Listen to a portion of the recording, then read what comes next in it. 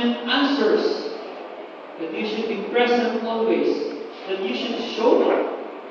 Engagement answers that you should be dedicated, you should be committed, you should be satisfied of what is asked of you, and you should be satisfied what is given, what was given by your organization. That is very important because in one way or another, you have to evaluate yourself and am I really engaged? Am I really engaged? I really don't mind being invited with so many talks about career guidance, career orientation, bisag asa. There was one time dito sa Bohol, naghatag inganig ako ng activity. Pero tigla ko kung malibad kung patulong mo sa Bohol karon sa sige doctor shop. Because you are engaged. You should not care. If you were really engaged in doing something, not only for helping other people, but for helping the organization, you will never find an excuse. You will always find an excuse for other things rather than for the things that you are doing. How many hours of OGP in a day? 4 hours. 8 hours. 8 hours. Then you should be engaged for how many hours? 10 hours. So yung mga tumakan, di ka mali mo niya, extra mile maging ka. I-post ka dun sa SOP. Diba? So, ito yung istorya. 11 hours, ayun ka dito. Duhara na, di ka man dito, wala kay balon o paniwang ka. Para sa pawala, di ka kayo. Okay? 8 to 10 hours of engagement daily. You have to show to them that you are. It's more than the uniform. It's more than the ID. It's more than the logo. It's more than the representation. It's more than BSU. BSU won't be there for you when you are engaged because in the end, it's your character, it's your attribute, it's your behavior that will help you propel of what you are trying to become in the near future. You will replace that uniform with a company uniform. You will replace, some of you will be going to Red Cross, you will replace that with a red logo, with a red cross, with a red uniform because you are engaged. Therefore, in the end, engagement is not limited to what you are wearing right now or what you are representing. It's more than you. Engagement.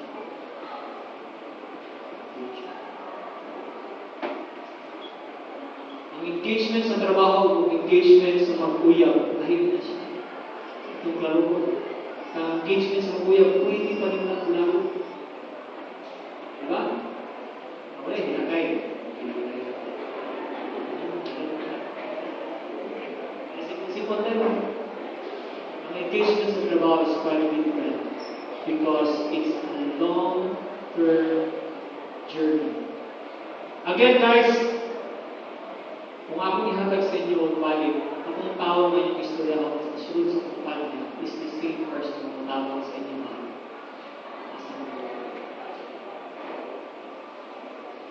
I may be managing organizations, I may be engaging in other companies, but I won't be there if those people upstairs didn't know. It's not that simple, it's not that easy. You have to build a reputation for more than a number of years for you to be trusted. Pag nag-apply mo sa inyong OJT, sa inyong character reference, 1, your advisor. Number 2, anybody? Advisor. Number 2, who is your next? You have been trained about making your resume? Yes, you are. And have you been calling your referees, asking for permission? Yes, you did. Have you asked for your referrer to expose the private number of your referees? You should do that. Okay.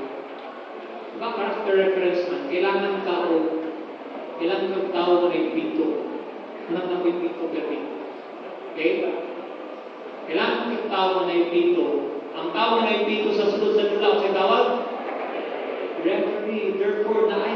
mag-mediate sa imuha, mag-refer sa imuha kung unsa ka klase na estudyante sa klase na estudyante.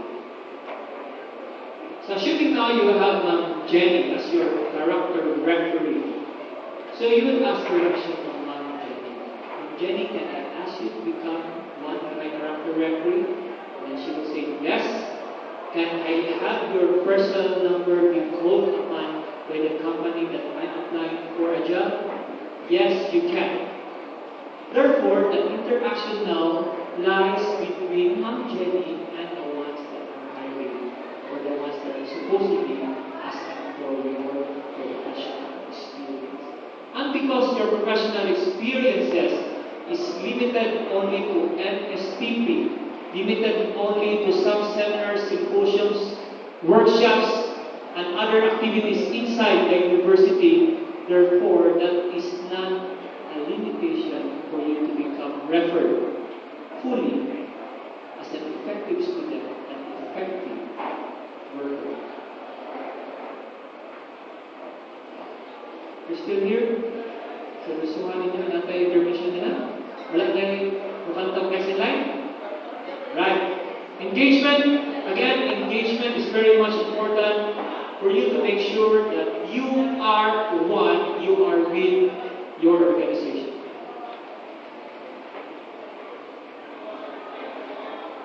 If you are in a company, as I mentioned earlier, you are part of the cost center or you are part in the profit center. Kung naa ka sa grupo na sige gasto, kung sa imong matawag. We had Peter, we had Jason, let's have another from this side. Yes, Mr. Blue, you are all blue. Please stand up. What's your name? Genrex. Genrex. And wait for Genrex. If you are in a profit center organization or if you are in a cost center organization, you both understand?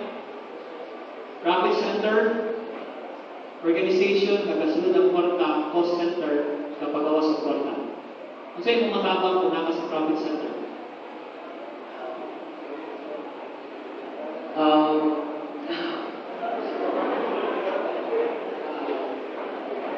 Just to develop my personality to help the problem of that. Specifically in the profit center, what can you help the profit center?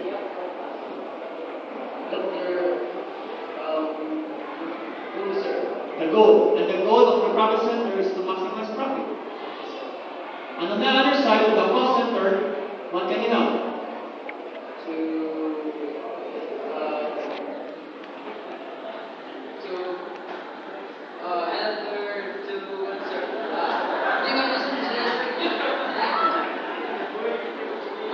Yes, why not? Gusto niya pa ilabot. Sige, friend.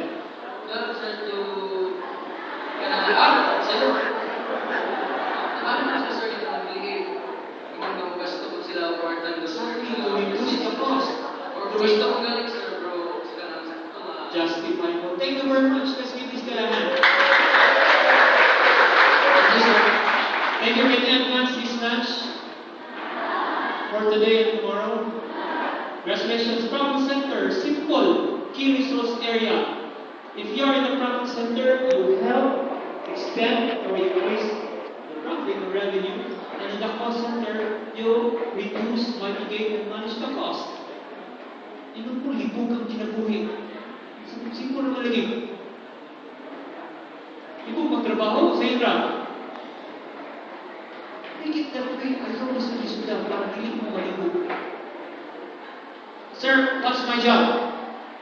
To reduce printing time and to reduce number of papers to be printed by way of maximizing recyclables, recycling, and returning papers.